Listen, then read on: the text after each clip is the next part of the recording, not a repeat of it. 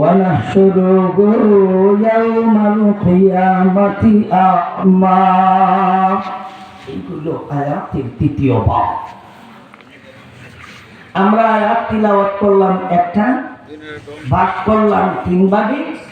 প্রথম ভাগের বিষয় কি আগে বুঝি, দ্বিতীয় ভাগের বিষয়টা কি আগে বুঝি, তৃতীয় ভাগের বিষয়টা কি আগে বুঝি। তাইলে আমরা আলোচনা বুঝবো আমরা কোন দিকে আলোচনা করতেছি আর কোথায় যাচ্ছি। প্রথম ভাগের আলোচ্য বিষয় আল্লাহর জিকির নিয়ে আলোচনা, দ্বিতীয় ভাগের আলোচ্য বিষয় যারা জিকির থেকে মুখ ফিরাবে তাদের দুনিয়াবি শাস্তির আলোচনা, তৃতীয় ভাগে যারা জিকির থেকে মুখ ফিরাবে তাদের পরকালীন শাস্তির আলোচনা। এই হইল তিনটা ভাগের কয়টা বিষয়? তিনটা বিষয়। প্রথম ভাগে জিকিরের আলোচনা, দ্বিতীয় ভাগে দুনিয়াবী শাস্তির আলোচনা, তৃতীয় ভাগে পরকালীন শাস্তির আলোচনা। এলে আমরা কয়টা বিষয় আলোচনা করব? তিনটা। মূলত হইল দুইটা।